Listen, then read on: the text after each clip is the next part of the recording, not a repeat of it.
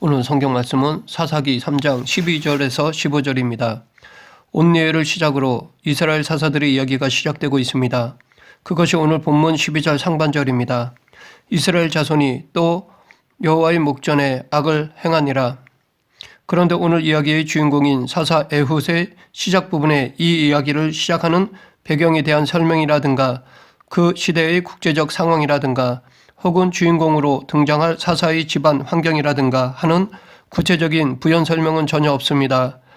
저자는 돌려 말하지 않고 곧바로 이스라엘 자손이 여호와의 목전에 악을 행함으로 라고 간단 명료하게 그들의 죄악을 밝히고 있습니다. 그런데 이 말은 형태가 좀 다를 뿐 사사들의 이야기에서 계속 반복되고 있습니다. 이렇게 반복한다는 것은 바로 이것이 사사기를 기록하고자 한 목적이라고 할 수 있습니다. 저자는 에훗의 이야기를 시작하면서 똑같은 표현을 2번 연속 반복하고 있는데 그 이유는 삶의 기준이 여호와 하나님인가 아니면 사람인가를 대조하고자 함입니다. 에훗의 시대에 여호와 하나님의 눈에 악을 행했던 이스라엘 백성들의 결과는 무려 18년에 걸쳐서 모압 왕 에글론으로부터 압제를 당하는 것이었습니다. 에글론은 암몬과 아말렉 자손들을 모아 이스라엘을 공격했고 종려나무 성읍이라고 불리는 여리고를 점령했다는 이야기로 오늘 본문 13절에 소개되고 있습니다. 에글론이 암몬과 아말렉 자손들을 모아가지고 와서 이스라엘을 쳐서 종려나무 성읍을 점령한지라. 이 모압과 암몬의 기원은 창세기 19장에 잘 나와 있습니다. 과거 하나님의 심판으로부터 피한 아브라함의 조카 롯은 소돔을 떠나 소알에 이르렀다가 그 주변 산에 올라가 한 굴에서 살았습니다. 그때 롯과 함께 굴로 피한 2딸이 아버지와 동침하여 낳은 아들이 각각 모압과 암몬이었습니다. 그러하기에 혈통으로 보면 이 둘은 분명히 아브라함의 친족이고 이스라엘의 친족이 됩니다. 어찌 보면 이들은 이방인이 아닙니다. 그런데 성경에서 이들을 이방인 취급합니다. 성경에서 대부분 이방인의 기준을 인종으로 따지기보다는 철저히 신앙 개념으로 보고 있습니다. 혈연으로 굳이 따지면 모압과 암몬 사람들도 아브라함의 가족들입니다. 그러나 전혀 다른 신앙을 가지고 살았습니다. 그래서 그들이 이방인인 것입니다. 성경은 끊임없이 여호와 하나님을 향한 경건한 신앙을 이야기하는데 이것을 사회학적으로 표현하면 정체성입니다. 여호와 하나님 중심의 정체성을 세워나가고 그것을 삶에서 지키라는 것이 성경에서 말하는 경건한 신앙생활입니다. 그렇기 때문에 여호와 하나님의 신앙을 가진 경건한 사람들은 배타적일 수밖에 없는 것입니다. 그래서 이것이 오늘날 여호와 하나님을 섬기는 종교, 유일신 종교를 가진 사람들과 그렇지 않은 사람들 간에 늘 갈등의 이유가 되기도 합니다. 이런 면에서 신앙을 가진 사람이 그렇지 않은 사람들과 삶에서 갈등하는 것은 이기적인 것이 아니라 당연한 것이라 할 수 있습니다. 그러므로 사사기 기자가 에훗의 이야기를 이스라엘 백성들에게 전하면서 여호와의 목전에 악을 행하였다라고 하는데 이 말은 그들이 여호와의 백성으로서의 정체성을 버리고 자기 중심으로 산다라는 말로 바꿔 말할 수 있습니다. 사사기 기자는 13절에서 이스라엘 백성들이 에글론에게 압제당하는 모습을 구체적으로 묘사하면서 에글론이 종려나무 성읍을 점령했다고 말하였습니다. 여기서 종려나무 성읍은 여리고를 말합니다. 가나안 정복 전쟁을 하고 있는 당시 이스라엘 사람들에게 이 여리고는 매우 상징적인 도시였습니다. 여리고 앞으로는 요단강과 늘 신선한 물이 터져나오는 샘이 있고 유대 산지 쪽에서 터져나오는 물이 흘러들어 오는 곳입니다. 그런데 상대적으로 이곳의 연평균 강수량은 30ml 이하입니다. 물이 풍부하고 일조량이 많으며 비가 적은 곳에서는 유실수 농업이 발달하는데 그래서 여리고는 종려나무가 풍성하였습니다. 그러했기에 자연스럽게 여리고는 경제적으로 윤택한 도시였을 것입니다. 그런 곳이기에 국제 정치적으로 역사도 깊고 경제적으로도 윤택한 도시를 방어하는 것이 무엇보다도 중요하다는 것은 분명한 것이었습니다. 하나님께서는 이 철옹성 같은 풍요로운 도시를 출애굽한 이스라엘 백성들에게 무력 충돌 없이 주셨습니다. 이스라엘이 한 일이라고는 하나님의 명령대로 그저 성을 13번 돈 것과 양각 나팔을 불며 함성을 외치는 것뿐이었습니다. 물론 성벽이 무너져 내린 후 이스라엘 백성들이 그 성에 들어가 그 성을 점령하고 칼을 들고 싸웠다는 이야기는 있지만 그때는 벌써 승패의 판가름이 난 상황이라서 일방적인 공격이었습니다. 성이 무너져 내린 순간 전쟁은 끝난 것이나 마찬가지였습니다. 그런데 하나님께서 이스라엘 백성들에게 피 흘림 없이 주신 도시인 이 여리고를 에글론에게 빼앗겼습니다. 사사기 기자는 에글론이 종려나무 성읍을 점령했다라는 짧은 글에서 역사의 아이러니 그리고 이스라엘이 자기 정체성을 잊고 살 때 하나님께서 값없이 주신 것을 다시 도로 찾으신다는 것을 보여주고 있습니다. 가나안 땅에 들어간 이스라엘 백성들은 여호와 하나님을 섬기는 것보다 가나안의 것이 더 좋아 보였고 비교적 안정적으로 보이는 모압의 삶을 동경했으며 여호와 하나님보다 그모스가 더 매력적으로 보였을 것입니다. 그러나 그모스 우상은 아무 능력이 없습니다. 그들을 지켜주지 못했습니다. 그제서야 이스라엘 백성들은 여호와 하나님을 찾고 부르짖었습니다. 이들이 회개하자 하나님은 정체성을 잃고 이방인처럼 살아가던 이스라엘 백성들에게 구원자를 보내셨습니다. 학자들 사이에 몇 가지 논쟁이 있습니다. 그런데 이 논쟁의 내용은 어찌 보면 별것 아니지만 알아두면 좋을 잡다한 지식 중 하나라고 생각됩니다. 바로 에훗이 사사인가 라는 것입니다. 에훗은 당연히 사사입니다. 그런데 사사라는 말이 히브리어로 쇼페트인데 성경에 이 단어가 에훗을 가리키는 말로 쓰이지 않았다는 것입니다.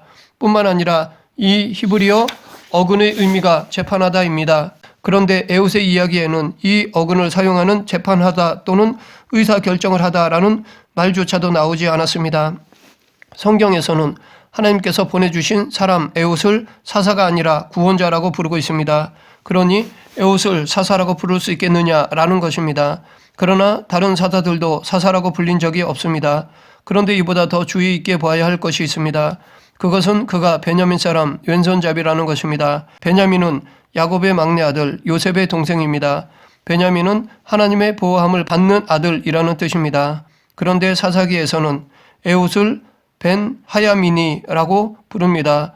이 표현 방식은 아들이라는 뜻의 명사 벤과 오른쪽, 남쪽, 힘이라는 명사 야민이 서로 결합된 형태로 야곱의 아들 베냐민을 가리키는 고유명사로 사용한 것이 아니라 베냐민이라는 이름의 의미를 의도적으로 풀어서 사용한 것입니다. 이것은 사사기 기자의 언어 유희라고 볼 수 있습니다.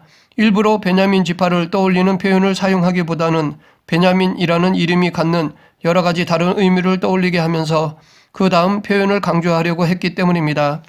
그 강조하고자 한 것이 바로 왼손잡이라는 말입니다. 문자적으로 오른손의 아들이라는 뜻을 가진 지파 출신의 에훗이 왼손잡이라는 것이 아이러니합니다. 왼손잡이라고 번역된 히브리어는 해석하기가 쉽지 않습니다. 왜냐하면 이 히브리어의 뜻을 정확하게 알 수 없기 때문입니다. 이 단어는 하팍스로서 성경에 한 번 나오거나 드물게 사용되는 단어에 속합니다. 그러하기에 이런 말을 해석할 때 가장 좋은 방법은 옛날 사람들은 이 말을 어떻게 해석하였느냐를 보는 것입니다. 특히 히브리어 성경을 그리스어로 번역한 72역 성경을 살펴보는 것입니다. 이 72역 성경에서는 이 왼손잡이라는 말을 양쪽을 의미하는 말과 오른손을 의미하는 말의 합성어로 번역하였습니다. 기원전 3세기 중반에서 2세기에 이르는 시기에 알렉산드리아에서 히브리어 구약 성경을 그리스어로 번역한 사람들은 이 왼손잡이라는 말을 두 손이 모두 오른손인 사람, 두 손을 모두 오른손처럼 자유자재로 사용하며 왼손마저 오른손처럼 편안하게 무기를 잡을 수 있었던 양손잡이로 이해하였습니다. 이것은 곧 비록 오른손의 아들 베냐민으로 태어났지만 다른 사람들이 모두 오른손만의 역량을 키울 때 왼손도 갈고 닦아 왼손을 오른손처럼 사용했던 에훗을 하나님이 사용하셨다는 것입니다. 그런데 이보다 더 중요한 것이 있습니다. 모든 이스라엘 백성들이 모압 왕 에글론을 따르고 그의 신 그모스를 섬겼을 때 에훗은 그런 이스라엘 백성들과는 다른 길, 여호와 하나님과 동행하는 길을 선택한 것입니다. 사실 성경에 이스라엘 백성들이 모압 왕 에글론을 섬겼다는 이야기는 있지만 그들이 모압의 신 그모스를 섬겼다는 말은 없습니다.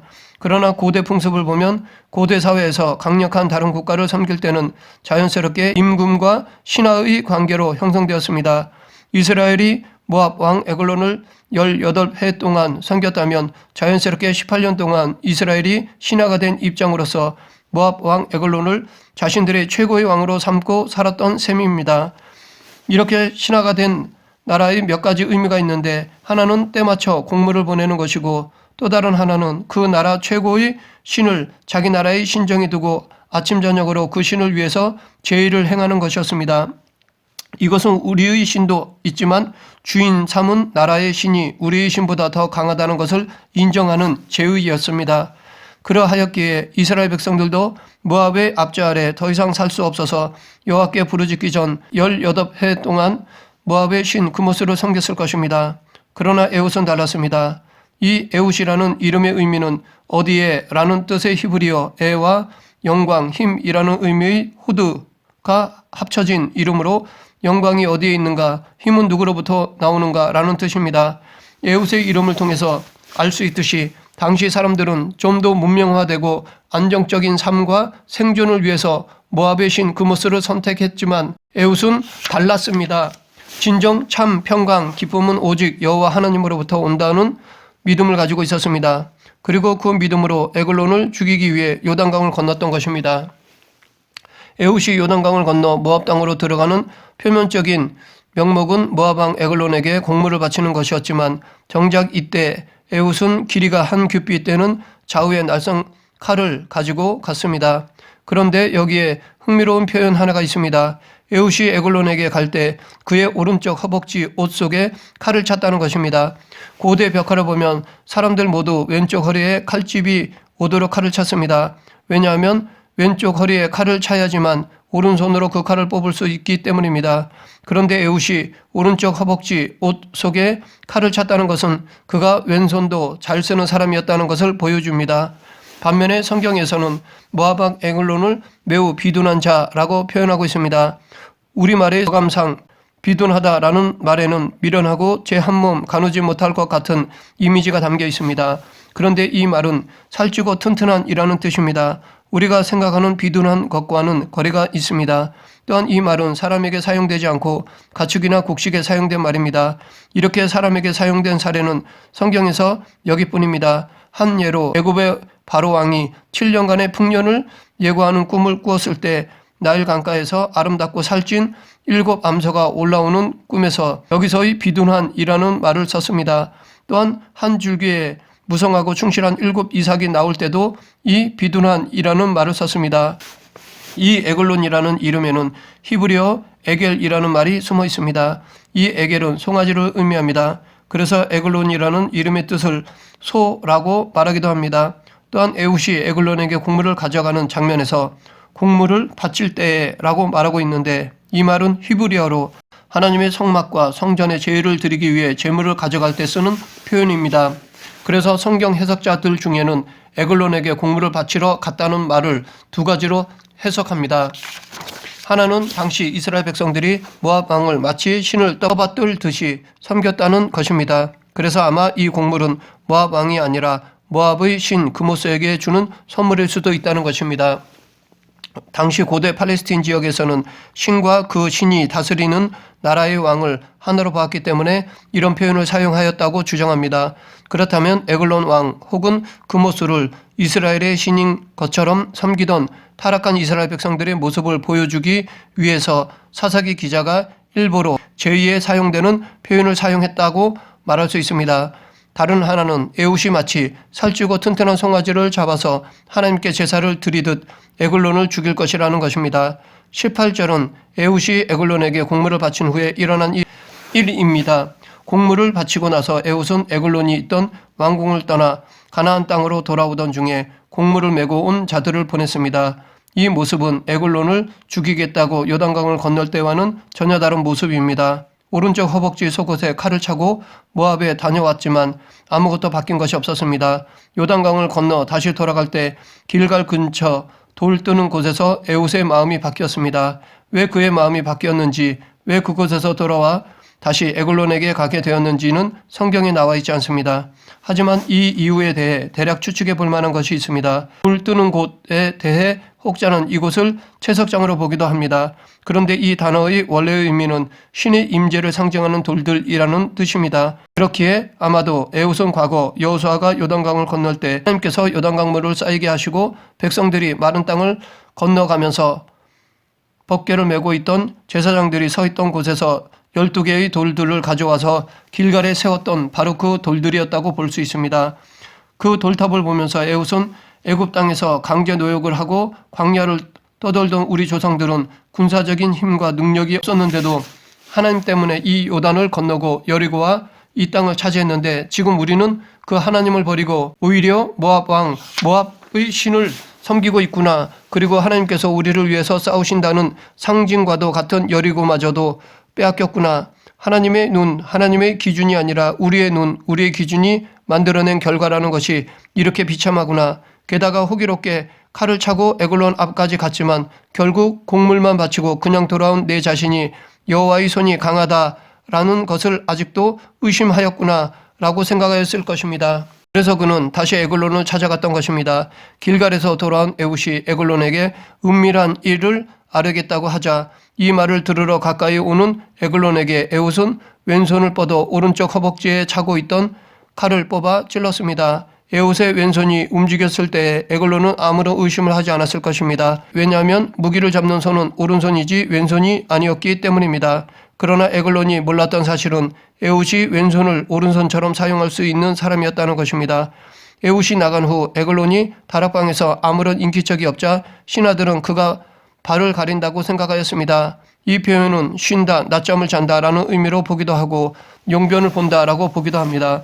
그런데 중요한 것은 18해 동안 모압 왕 에글론을 섬기고 모압의 신 그모스를 섬기던 이스라엘 백성들이 이제 여호와 하나님만을 섬기겠노라며 에글론을 죽였다는 것입니다.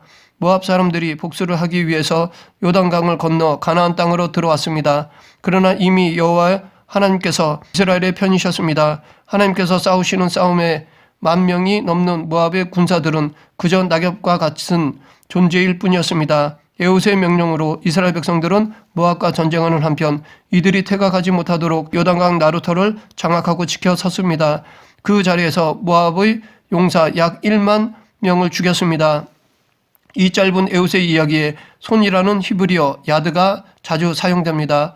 왼손을 오른손처럼 사용하는 양손잡이 에훗, 에훗의 손에 들린 에글론에게 바치는 곡물, 왼손을 뻗쳐 칼을 빼는 에훗, 이스라엘의 손에 모압을 넘겨주신 하나님의 이야기에 손이라는 말을 반복하고 있습니다. 사사기 기자는 이 손이라는 말을 여러 번 반복하는 의도를 직접 밝히고 있지는 않습니다. 하지만 성경에서는 하나님의 손이 하나님의 도우심과 보호하심 그리고 인도하심을 상징합니다. 이처럼 하나님의 손에는 힘이 있습니다.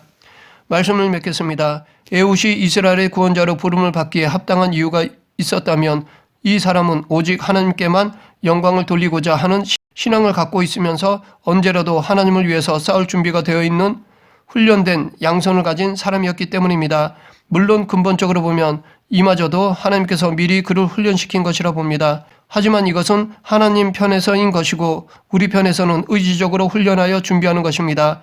우리도 지금 내가 하고 있는 믿음의 수고와 노력이 보잘것없는 것이라 하더라도 하나님께서 들어 사용하시면 크게 사용됨을 믿고 계속해서 믿음으로 수고하고 노력하는 그리스도인이 되어야 할 것입니다. 우리 모두 믿음의 훈련을 계속하여 하나님께 붙잡혀 사용되어지길 간절히 축원합니다. 기도하겠습니다. 사랑의 하나님, 우리도 에훗처럼 하나님께 붙잡혀서 이 시대에 귀하게 사용되길 원합니다. 저희들을 사용해 주시고 저희들도 믿음으로 수고하고 노력하여 하나님께 귀하게 사용되는 부가 되도록 하겠습니다. 저희들을 인도하여 주시옵소서. 예수님 이름으로 기도드립니다. 아멘.